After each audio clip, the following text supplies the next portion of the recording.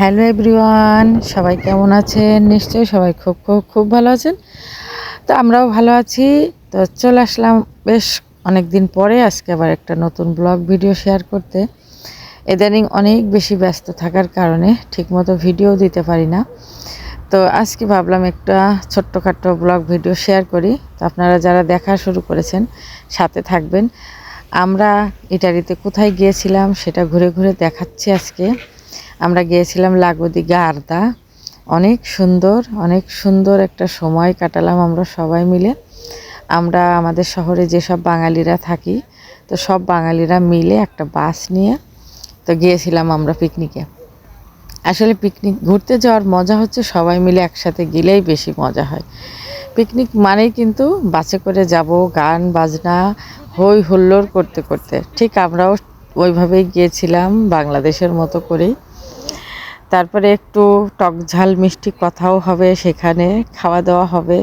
তো সব মিলিয়ে আমাদের বেশ ভালো একটা সময় কেটেছে। আর তবে রোদ্দুর ছিল, যথেষ্ট রোদ্দুর ছিল, কিন্তু রোদ্দুর ছিল, বাতাসটা ছিল বিধায় আমরা ভালোভাবে ঘুরতে পেরেছি। অনেক সুন্দর বাতাসও ছিল। আর আমরা শিফটে করে ঘুরেছি। আমার তো ভীষণ ভালো লেগেছে শিফটে ঘুরতে। যেহেতু আমি একটু জলের ভয় পাই, তারপরেও কিন্তু শিফটে উঠে খুব মজা পেয়েছি। তোরা আমরা যে ঘুরছি, এখনও যাচ্ছি অন্য আর একটা দ্বীপে।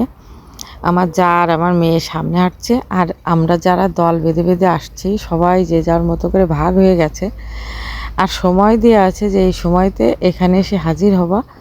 তো সময় মতো সবাই আবার জায়গায় এসে হাজির হচ্ছে। সেখান থেকে আবার শিফটে করে আমাদের অন্য অন্য দ্বীপে যেতে হচ্ছে। মানে 2-3টে দ্বীপ ঘুরেছি আমরা।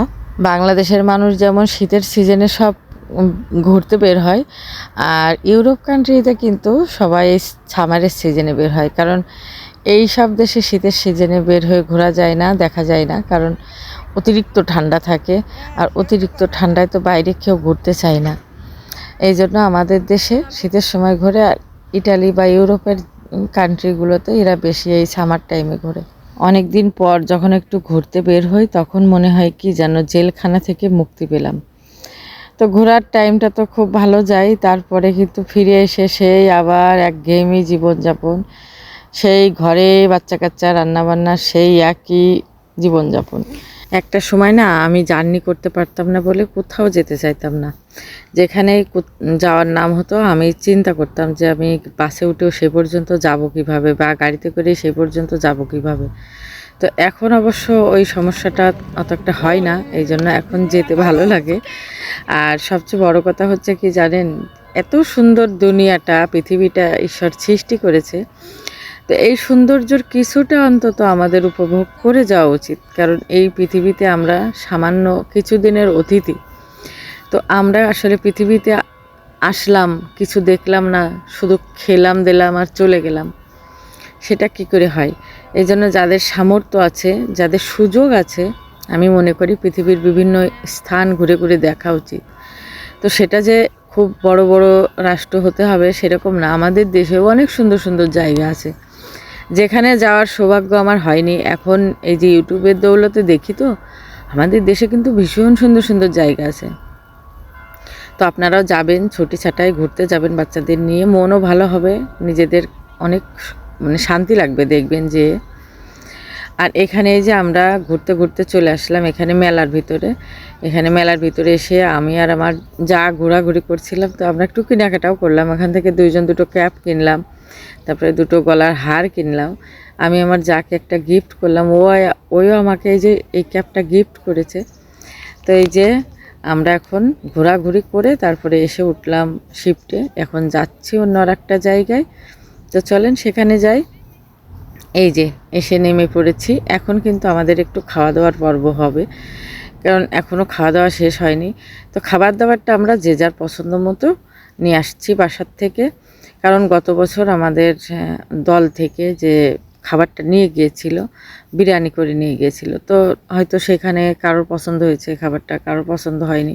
এই জন্য এবার সিদ্ধান্ত নিয়েছিল যে যে যার পছন্দ মতো বাসার থেকে খাবার নিয়ে নেবে। তো আমরা পানীয় করে নিয়েছি। বিশেষ করে সবাই এই যে জার্নির পথে না একটু শুকনো খাবার নিলেই ভালো হয়। তো আমরা এই যে পানীয় নিয়ে নিয়েছি, সবাই খাওয়া দাওয়া শেষ করে তো ওখানে একটু ঘোরাঘুরি করে আমরা আবার শিফটে উঠেছি। তো এবার হচ্ছে আমাদের শেষ গন্তব্য। এবার যেখানে আমরা যাচ্ছি ওখান থেকে আমরা সরাসরি আমাদের বাস আসবে, ওখানে ঘোরাঘুরি করব, তারপরে আমরা বাসে করে রওনা দেব। তো এখন হচ্ছে শিফটের ভিতরে সবাই এই যে ভিডিও করছে, একটু সবাই কেউ লাইভ করছে। তো আমিও একটু ভিডিও করে নিলাম, আপনাদের সঙ্গে একটু শেয়ার করছি। এত সুন্দর একটা জায়গায় ঘুরলাম, আপনাদের সঙ্গে একটু সেটা শেয়ার না করলে হয় বলুন তো। এই যে দেখেন আমরা এখন শিফটের ভিতরে বসে বসে উপভোগ করছি সমুদ্রের নীল ঢেউ। কি সুন্দর যে লাগছিল, যেমন বাতাস হচ্ছিল, আর এই দৃশ্যটা একদম মানে অসাধারণ ছিল।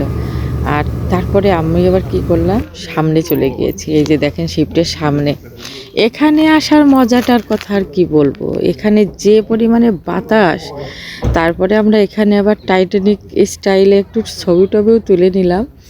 এত মজা করেছি, এত মজা করেছি, সেটা আর বলে বোঝাতে পারবো না। খুব এনজয় করেছি।